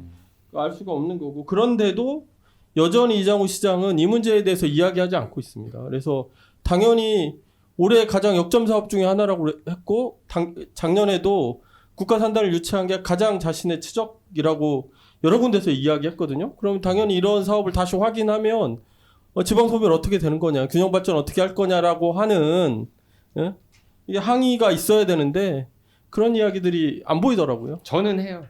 예, 저도 하잖아요. 저는 꾸준히 하고 있어요. 우리 지역이 사실 경쟁력, 그러니까 반도체 산업에서 경쟁력은 확실히 있긴 하거든요. 이걸 어떻게 장점을 살려서 이 전략을 세워 나갈 거냐, 이게 안 보이는 게 사실 저는 더 큰 걱정이에요. 제가 그 이공계 출신이고 산업계 곳곳에 저희 정보원들이 있습니다. 정보원. 삼성전자, 하이닉스 다 전화를 해봤거든요. 자, 그러니까 이런 결론이 나오더라고요. 이 대전은 대전만의 특색과 이런 장점을 살려서 이런 산업단지도 산업단지라든지 산업을 유치하고 발전시켜야 되는데 똑같이 이제 기업 유치하고 소부장 유치하는 전략으로 가서는 어차피 경기도에 지금 면적만 해도 4분의 1 차이 나거든요. 기업들이 정상적인 판단을 한다면은 왜 대전에 오겠냐, 올 매력이 없다라는 게 업계의 중론이었습니다. 제가 파악하기로는. 그럼 어떻게 하면 좋겠냐? 제가 좀 또 찾아보니까 사실 연구는 또 잘 하셨거든요. 대전 세종 연구원에서 이렇게 보이시죠? 대전의 나노 반도체 산업 육성 전략 방향 연구. 나중에 자료 주시면 자료 화면 띄워드릴게요. 2022년에 나왔어요. 요지가 뭐냐면은 대전이 가진 장점을 더 잘 집중해서 살리는 방향으로 가고 거기에 산업체가 이제 그 장점이 뭐예요? 뭐냐면은 바로 인력이에요. 연구 인력들. 그 팹리스 만들자는 거 아니에요? 그것도 그렇고 사실 좀 더 구체적으로 하면 연구소를 만들자는 얘기인 거거든요. 그러니까. 네, 지금 대전에서도 한국 첨단 반도체 기술 센터를 어쨌든 유치해가지고 요거를 앵커로 해가지고 뭘 해보겠다 이런 계획이 나오긴 했는데 자꾸 뭔가 좀 희석되는 것 같아요. 제가 볼 때는. 학계에도 제가 물어보니까 대전은 지금 그게 장점이다. 실제 인구 만 명당 연구원 1위, 졸업생 1위, R&D 하기 좋은 도시 1위거든요. 그렇다면은 여기에 연구소를 설립하고 또 각 기업에 있는 연구소를 어쨌든 모아가는 방향으로 이 전략을 세워야 되는데 똑같다는 거죠. 너무 발표되는 내용들이 물론 포함은 돼 있지만 너무 똑같다. 그렇기 때문에 이 계획이 과연 성공을 할 수 있겠느냐라는 이제 현장에 우려 섞인 반응들이 좀 감지가 됐습니다. 이게 제가 좀 전에 팹리스 말씀드렸지만은 그 우리나라 삼성전자나 SK 하이닉스가 강점인 게 메모리 분야잖아요. 메모리 그렇죠. 분야는 그냥 기성복이에요. 옷으로 말하면은 기성복인데 맞아요. 전 세계에서 이제 반도체 산업 규모가 더 큰 거는 비메모리입니다. 그러니까 맞춤복. 그러니까 회사들이 이렇게 만들어줘 그러면은 그 주문을 받아서 대신 제작해주는 그게 TSMC가 대표적인 그런 회사죠. 그 삼성전자는 사실 그런 메모리 반도체를 만들기도 하고 또 설계도 아까 말하는 그것도 하거든요. 두 가지를 다 하다 보니까 뭐 퀄컴이나 엔비디아 이런 굉장히 유명한 그런 이제 팹리스들은 삼성전자에 의뢰를 안 하죠. 그렇죠. 경쟁사니까 뺏길 수 있으니까. 그래서 우리는 지금 반도체 공장이 필요한 게 아니라 공장에 어떤 주문을 할 건가라는 그게 필요한 건데 그래서 김선재 부회장이 말씀하신 그런 연구소, 연구 인력 양성 그런 반도체 지도를 만들 수 있는 사람들이 필요한데 자꾸 공장 쪽으로 가는 것 같아가지고 좀 잘못 가는 게 아닌가 싶은 생각이 들고 또 그것도 있어요. 반도체 공장이 있잖아요. 굉장히 정지 여건이 안 좋대요. 그 환경적으로도 안 좋고 여러 가지. 그래서 TSMC도 그렇고요. 보통 이런 반도체 공장들은 외곽 쪽에 위치해 있거든요. 근데 지금 교촌동에 국가산단 얘기하는 거 보면 거기에 뭐 공장도 있고 연구소도 있고 아파트 단지도 있고 상당히 안 좋은 겁니다. 이게 지금 말이 안 되는다 이런 지적들도 많거든요. 걱정이 많이 돼요. 근데 이 얘기 별로 지역 언론도 안 하는 것 같아가지고 네, 예. 하여튼 한마디만 더 하자면 네. 어쨌든 대전 시장님께서 네. 정말 이 사업에 좀 진정성을 가지고 계시고 물론 믿어 의심치 않지만 좀 더 진정성을 가지고 계신다면 진짜 믿어 의심치 않아요? 진짜 믿어요. 그러고 싶어요. 네. 그러고 싶어요? 네, 믿어 의심치 입당하는 거예요? 대전이 잘 되면 좋잖아요. 어쨌든 대전이 잘 되기 통합을 위해서 저는 믿어 의심치 않지만 국가에서 이 나라에서 지금 R&D 예산 지금 완전히 그냥 삭감할 때 뭐 하셨나 이거죠 저는. 정치인 되니까 거짓말도 되게 잘하는 것 같아 이제. 진실의 정치인입니다. 알겠습니다. 아니 그러니까 네 대전시장님께서 진짜 이 반도체 사업을 좀 지역에 만들겠다 하시면 R&D 예산 삭감될 때 진짜 아무것도 안 하시는 게 저는 너무 원망스럽습니다. 이게 국가가 정책을 내놓을 때 이 수도권 문제에 대해서 전혀 고려가 없는 거죠. 이제 사실 따지고 보면 수도권이 국토의 뭐 한 12% 정도밖에 되지 않고, 근데 인구는 절반 넘게 살고, GDP도 뭐 절반 넘거든요. 그리고 상위 50대 기업의 본사가 뭐 92%가 그쪽에 있다는 거예요. 그러면 사실 이게 지역 균형 발전이라고 하는 측면이나 지방 소멸을 막는다고 했을 때 이게 지방에 뭘 주는 게 문제가 아니라 수도권에 있는 것들을 사실은 밀어내거나 더 이상 뭘 못하게 해야 되는데, 이미 뭐 이제 있는 제도 뭐 표 때문에 가능하겠어요. 공정총량제 이런 것들조차 적용하지 않으면서 이런 일들을 계속 하는 거죠. 그러니까 이게 뭐 표 때문인지 뭐 때문인지 이렇게 되면 우리나라가 뭐 다른 나라에 비해 수도권 집중이 너무 과밀하거든요. 그러니까 이런 문제들에 대해서 어쨌든 중요한 관점의 하나로 가져가야 되는데 뭐 말로만 지방시된 거죠. 예. 참 그렇습니다. 정치권이 표 의식을 하기 때문에 이거는 쉽게 뭐 혁신도시만 봐도 그렇잖아요. 나라가 망하는 거죠, 뭐. 사실. 이렇게 가다 보면 안 망할 수가 없어요. 예, 망하지 않아야죠. 네. 뭐 김인기 부대표님 얘기 그 정도 듣도록 하고, 김선재 부위원님께서는 어떤 거 갖고 오셨어요? 네, 저도 참 지난주에 분노스러운 일이 있어가지고 이제 우리 지역 사안은 아니지만 그래도 이 얘기는 꼭 해야겠다 싶어서 이야기를 하나 가져왔습니다. 그 전북 특별자치도가 이제 출범하는 그런 기념식 날이 지난주에 있었습니다. 그 자리에 이제 윤석열 대통령이 참석을 했고, 전주에서 그 행사가 있었는데, 그 지역구 이제 그 지역의 현역 국회의원이 진보당 강성희 의원입니다. 당연히 그 내빈으로 초대가 되어서 이제 쭉 이제 대통령 입장하고 서로 인사를 쭉 나누는 그런 순간이었어요. 저희 강성희 의원이 악수를 하면서 인사를 했습니다. 인사말은 국정기조를 바꾸십시오. 그렇지 않으면 국민이 불행해집니다. 이 얘기를 했단 말이죠. 그랬더니 이제 대통령이 지나가고 나서 대통령 그 경호 그 직원들이 현역 국회의원에게 달려 들어가지고 사지를 그냥 들고 입을 틀어막은 채 그 행사장 밖으로 퇴장시킨. 그 영상은 많은 분들이 이미 보셨을 것 같은데요.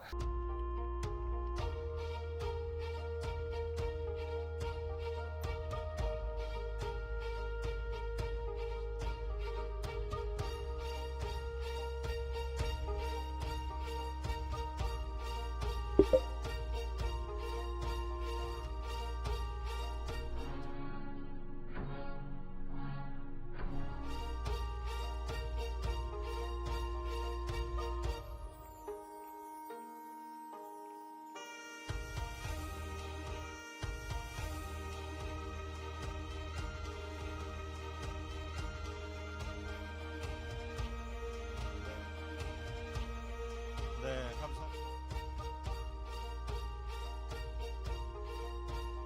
강성희 의원하고 통화해 보셨어요?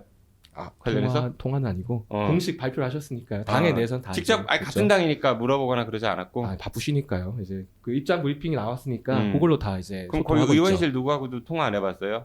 직접이요? 응. 취재력이 그렇게 떨어져서 어떻게 해? 취재. 예. 아니 직접 물어봐야 할 거 아니야. 진짜 그랬냐? 근데 어땠냐? 뭐 인터뷰한 거 다 나왔으니까요. 그 내용들 이제 전달해 드리면 될 것 같습니다. 김인기 부대표님 그 장면 보셨죠? 예, 봤죠. 어땠어요? 보시고? 아니 황당하죠.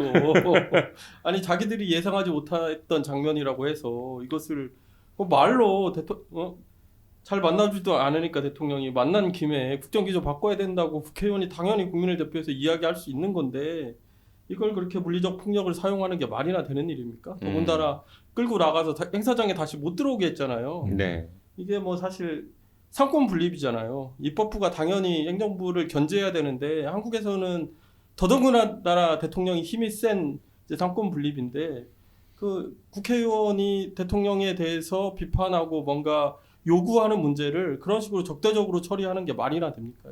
정말 이게 말이 안 되는 장면이었습니다. 저도 보면서 많이 좀 황당했죠. 국회의원이 이제 그런 말을 하다가 퇴장당한 것 자체가 너무 이제 분노스럽고 말도 안 되는 상황이긴 한데 저는 그 또 이후에 벌어진 일들도 정말 이건 말도 안 된다 생각했습니다. 대통령실에서 공식 해명이 또 나왔잖아요. 근데 어떻게 나왔냐면은 도리어 강 의원이 길을 막고 고성을 지르고 뭐 손을 잡아 당기고 영상에 보니까 뭐 길 안 그렇게 했다. 막았던데? 그리고 소리 지른 거는 붙잡힌 이후였던데. 그러니까 이게 지금 바이든 날리면 시즌 2 아니냐. 전 국민 듣기 청력 검사를 하시더니 이제는 이제 이런 시력 쪽에 검사를 하시는 거 아니냐 이런 얘기가 나올 정도로 전 지금 대통령 주변 대통령도 좀 마음에 안 들지만 대통령 주변에 진짜 이 아첨꾼 이 간신배들밖에 없지 않냐. 그래서 밀란이 이렇게 된다. 밀란이 이렇게 그렇게 한다. 좀 생각이 들더라고요. 이장우 시장은 믿지만 윤석열 대통령은 믿지 않는다. 뭐 일단 대전 잘 돼야 되니까요. 두 분이 친하시던데. 얘기 좀 잘하라고 좀 하시지. 아니 저도 그 대통령실의 해명 내지는 뭐 이제 운동권들도 좀 자세를 바꿔야 한다 뭐 이런 반응들이 장면을 제대로 보기는 했나 싶더라고요. 그 소리 지른 것도 붙잡히니까 소리 질렀고 뭐 손을 뭐 잡고 못 가게 하거나 이러지도 않았는데 그 자세가 아닌가 보죠. 항의할 때 더 경절한 자세를 취하라는 건지 더 확실한 자세를. 그리고 또 취하라는 하나 건지. 불편했던 게 국회의원이잖아요. 그래도 그러면 뭐 일반 그래도는 뭐예요? 그래도 국민한테도 그러면 안 되지만은 그렇죠. 그런데 국회의원이 끌려 나가는데 그 행사가 계속 진행이 됐다는 거. 저는 좀 많이 불쾌했습니다, 솔직히. 아니 이게 정치는 현실이라고 이야기하는데 사실 그러면서 아까도 얘기했지만 무슨 표 계산만 하고 있는 거죠. 사실 저는 정치는 이상이고 낭만이라고 생각하거든요. 그러니까 예전에 뭐 노무현 대통령 그 돌아가셨을 때 장례식에서 누구죠? 백원우 의원이 항의하는 장면이라든가 뭐 살인자인가 그랬죠. 예, 뭐 항의할 수 있다고 생각하거든요. 저 말로는 뭐 충분히 항의할 수 있는 거고. 그런데 이제 그런 장면들이 사실은 그런 행사장에서 그 민주당 의원들도 있었을 거고 도지사도 민주당이었을 텐데 그러면 당연히 그 자리에서 함께 항의해 주는 것이 민주주의자로서 갖춰야 될 당연한 자세가 아닌가 이렇게 생각되는데 항의해. 윤석열 대통령도 민주주의를 모르지만 그 근처에 있었던 정치인들도 민주주의적인 자세를 다 잃어버린 거 아니냐 뭐 그런 생각이 들더라고요. 그러니까 대통령의 자세가 제일 아쉬운 거예요. 그러니까요. 그 국회의원이 이게 끌려나가 뭐 그러면은 왜 경호처 직원들을 말리면서 왜 그렇죠. 그러냐. 그렇죠. 정중하게 모셔라. 그러니까요. 이렇게 반응을 해야 하는데. 저희 그 강 의원께서도 인터뷰에서 밝히셨지만 그 지금 축하하는 자리이기 때문에 그 발언 수위와 이 내용 멘트를 엄청 고민하셨다고 하거든요. 그래서 실제 하고 싶은 말은 이만큼 있었지만 100분의 1 정도로 얘기했다. 그리고 뭔가 제지가 있다면은 그것도 예상하셨던 거죠. 당연히 뭐 한마디 했지만 뭐 자리에 앉으십시오 하면 그거 앉을 생각이었다는 거예요. 이거를 근데 그냥 그 한마디 했다고 쫓아낸다. 저는 강 의원이 심기경호지, 심기경호. 심기경호를 한 거예요. 사실 강 의원이 좀 조금 더 100을 얘기하고 싶어서 100을 다 얘기하시지 그랬냐 이 생각이 들더라고요. 이왕 끌려 나갈 거면 할 말이 다 하고 끌려 나갔어야 되는데 이 국정기조를 바꾸라 국민이 불행해진다. 아니죠. 국민이 불행합니다 지금. 그렇기 때문에 이걸 더 정확히 대통령 만난 기회에 더 확실하게 얘기를 했어야 되지 않냐. 좀 그렇게 화가 더 나더라고요. 뭐 강성희 의원이 바꾸라고 한다고 바꾸겠어요. 그래도요. 참나. 아이고 그런 일들이 벌어졌네요. 네. 박정희나 전두환 군사 독재에서나 있을 법한 일이다 이제 이런 이야기들을 하는데 사실 이제 우리 사회가 뭐 87년, 93년에는 김영삼 정부가 등장해서 이제 그때 군부 독재가 종식됐고 98년에는 김대중 정부가 들어서면서 어쨌든 정권 교체가 일어났잖아요. 근데도 계속 이런 일들이 벌어지는 거예요. 박근혜 대통령 때도 그랬고 사실 최근에 제가 가덕도 신공항 반대투쟁에 갔다 왔었는데 거기에 제주에서 오신 분이 그 얘기를 하는 거예요. 문재인 대통령 때 강정마을에 사과하러 왔었는데 그때도 그때 거기서 계속 이제 반대운동 하셨던 문정현 신부나 그런 주민들은 또 못 들어가게 막고 있었다는 거예요. 근데 우리 사회가 왜 민주주의가 정착됐다고 이야기하면서 이런 일들이 계속 벌어지고 있는지는 이게 국민의힘하고만 싸우면 되는 일이냐, 윤석열 정부만 몰아내면 되는 일이냐라고 하는 측면에서도 좀 살펴볼 게 있겠다 이런 생각을 해보게 됩니다. 네, 알겠습니다.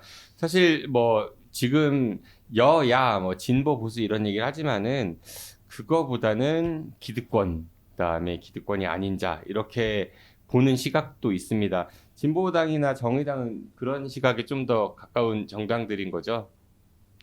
그런 거죠. 예. 질문. 네, 그렇죠. 예.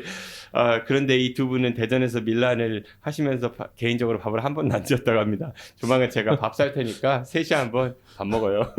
네, 알겠습니다. 예, 둘이 먹어도 됩니다. 네, 알겠습니다.